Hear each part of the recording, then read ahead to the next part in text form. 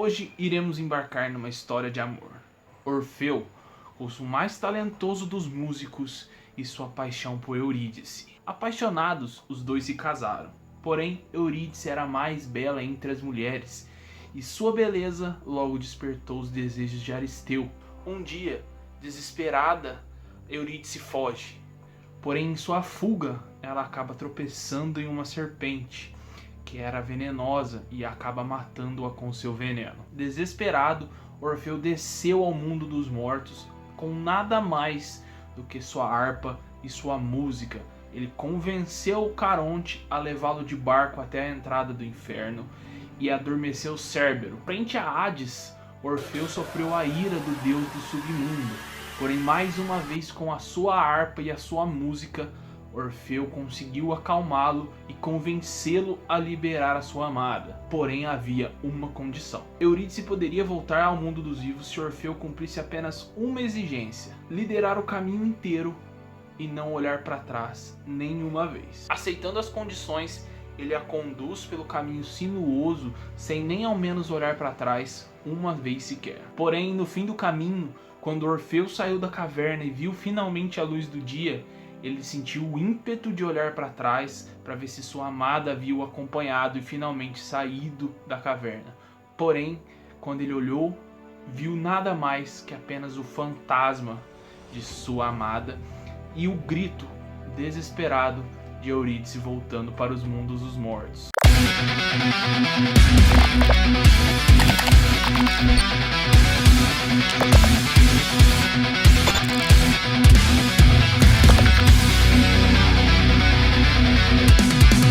Olá, eu sou o Trovó e você acredita em final feliz? Assim como a história de Orfeu e Eurídice, O Caminho das Memórias é um filme que deixa um gosto amargo na nossa boca. É um filme que sacia a nossa sede de resposta de uma forma triste e angustiante. Não é fácil uma história conduzir a gente a tantos sentimentos opostos e a tantos finais possíveis, mas O Caminho das Memórias é um daqueles filmes que te surpreende quando você começa a assistir. Então, se você gosta de filmes que deixam esse sentimento amargo na boca, aproveita que você tá aqui, já se inscreve no canal, deixa o like pra gente começar a falar desse filme que eu tenho certeza que se você não assistiu, ou pelo menos pensou em assistir ele ainda, você vai gostar. É um dos melhores filmes que eu já vi na atualidade. Fique tranquilo que eu não vou dar spoilers do final do filme, até porque eu acredito que quem fizer isso tá cometendo um sacrilégio com um filme tão bem pensado, com um filme tão bem trabalhado nessa história que eu contei no começo pra vocês. É praticamente um conto de Orfeu e Eurídice nos mundos atuais. Mundo atual em formas de dizer, porque o mundo é bem diferente, o mundo do filme é bem diferente do que a gente conhece como o nosso mundo.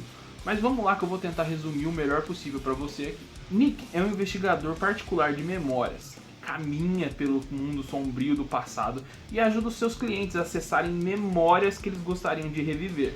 Junto com a sua companheira de guerra, Watts, os dois gerenciam uma empresa às margens da submersa Miami. E aqui vale ressaltar que essa ambientação dessas cidades submersas são espetacular, realmente diferenciada. Aqui a história se passa em um mundo pós-guerra dividido em 3 partes. Primeira, onde os pobres moram, uma área totalmente alagada com diques que podem romper a qualquer momento.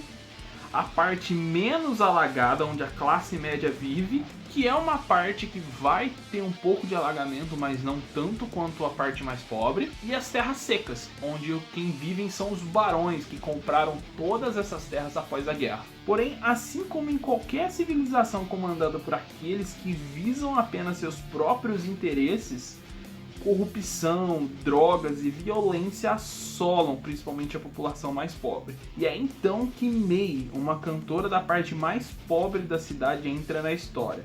Ela perdeu suas chaves de seu apartamento, e o único jeito de recuperá-la é passar por uma sessão de regressão com o Nick. E é aí que a trama começa. Todo momento o filme fica brincando com a gente, então fica difícil saber se o que a gente está vivendo é realmente o presente ou se aquilo é o passado sendo revivido perante a memória de alguém. Por isso que quando a gente pensa que está vendo a May pela primeira vez, na verdade a gente está vendo só um fragmento da memória do Nick tentando buscar uma resposta de por que a May desapareceu tão misteriosamente. No entanto, como o próprio Nick diz, viver no passado pode ser viciante, só que o Nick não se preocupa com isso. Por causa desse desaparecimento, a gente vai acompanhando sessões intensas que ele acaba tendo ali com ele mesmo na máquina, sem ninguém para supervisionar, apenas para tentar desvendar esse quebra-cabeça do desaparecimento da May. Durante o filme, algumas coisas vão sendo reveladas e a gente acaba ficando tão curioso quanto o Nick. Quem era a May, quem ela era antes de conhecer ele, o que ela fazia, o porquê ela acabou desaparecendo ou o porquê que ela foi atrás dele. E todas essas perguntas elas acabam sendo respondidas ao decorrer do filme e cada uma delas vai deixando um nó na nossa garganta diferente. Tanto quando a gente fica com raiva da May, quando a gente fica com pena, quando a gente sente compaixão. O motivo dos dois terem se apaixonado ficou muito legal, ficou muito interessante, né? O Nick acabou se apaixonando pela pessoa que era a May por um detalhe muito curioso, né? Esse detalhe eu não vou falar o que é, porque senão eu vou arruinar a história pra você, mas é um detalhe de uma música muito interessante que a May usa isso como uma forma de se aproximar do Nick. Por isso que eu falo que a gente vai ficando com nó na garganta quando essas questões vão sendo respondidas. Por que ela veio atrás dele? Por que ela desapareceu? Quem que ela era? O que ela fazia? Então tudo isso, quando vai sendo desvendado, a gente vai vendo. Então primeiro a gente pensa que a May é uma pessoa ruim, depois a gente pensa que ela é uma pessoa boa. A gente fica nesse vai e vem praticamente até o final do filme. Em paralelo a essa investigação particular que o Nick está fazendo sobre a May, ele está ajudando a polícia de Miami a desvendar um pouco também sobre as drogas que estão entrando na cidade. Uma droga chamada Baca, que é altamente viciante. E ele entra nessa história justamente porque alguns dos altos escalões da sociedade, né, os barões, estão envolvidos com essa droga. Então, de algum jeito, ele é a única pessoa que consegue conduzir alguém pelas memórias da pessoa, sem que a pessoa frite o cérebro e acabe presa num loop infinito daquela memória. Então, ele acaba sendo o único que consegue conduzir alguém ali. Por isso que ele é tão importante, tanto no desvendamento da história da May, quanto na parte das drogas junto com a polícia. É nesse meio caótico que ele acaba tendo peças novas do quebra-cabeça com a May, porque até agora ele estava só procurando na cabeça dele motivos que ele teria feito para ela abandonar. Porém, quando ele começa a investigar a pegada das drogas, a gente tromba com alguns novos personagens que tem algum tipo de relação com a May. E isso acaba despertando o interesse do próprio Nick, né? A história do Orfeu e Eurídice não é somente uma alusão que eu fiz, tá?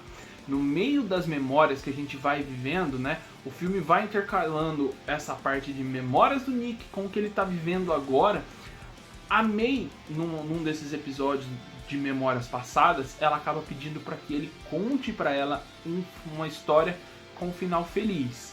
Porém, ele diz para ela, não existem histórias com final feliz. Principalmente se o meio da história for muito feliz. Assim, quando é muito feliz o meio, o final sempre é trágico. Ela acaba pedindo então para ele contar uma história feliz e parar no meio. Então que ele apresenta para ela pela primeira vez que a gente vê a história de Orfeu e Eurídice. Da primeira vez que aparece essa história, não tem muito contexto, ele apenas cita o nome.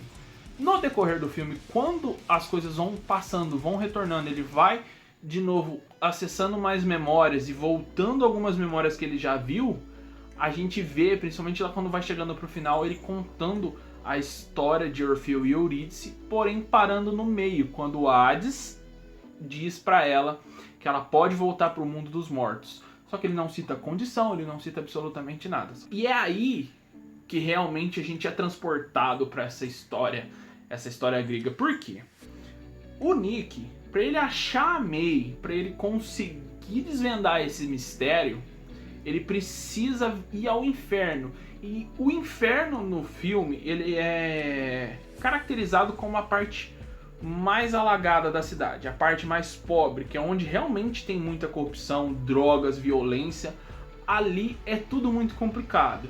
Então ali é representado mesmo como um inferno, sendo um inferno. Então ele desce ao inferno, passa por todo o inferno, convencendo todos para poder encontrar peças do quebra-cabeça do desaparecimento dela, para ele poder voltar para a luz, tá? Então essa alusão eu achei sinceramente demais, cara. Pegaram um conto de história grega e transformaram num conto moderno, com uma viagem dessa parada de voltar no passado para pesquisar memórias, né? Nessas sessões de regressão, um mundo praticamente pós-apocalíptico, onde as coisas são totalmente divididas e o mar tá tomando conta de tudo.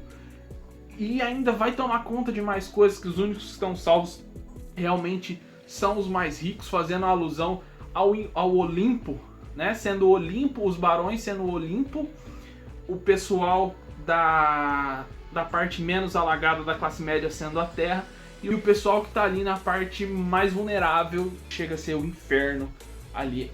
Assim, cara, essa diretora simplesmente acertou em cheio nesse filme, acertou em cheio. Então assiste que você não vai se arrepender. Se você chegou até aqui, eu gostaria de te agradecer. Se você não é inscrito, eu vou pedir mais uma vez que se inscreva aqui no canal. Se curtiu esse vídeo, deixa o like, que ajuda demais na divulgação do canal. E se gostou mesmo, ajuda também compartilhando aí. Eu vejo vocês no próximo vídeo. Aquele abraço. Tchau, tchau.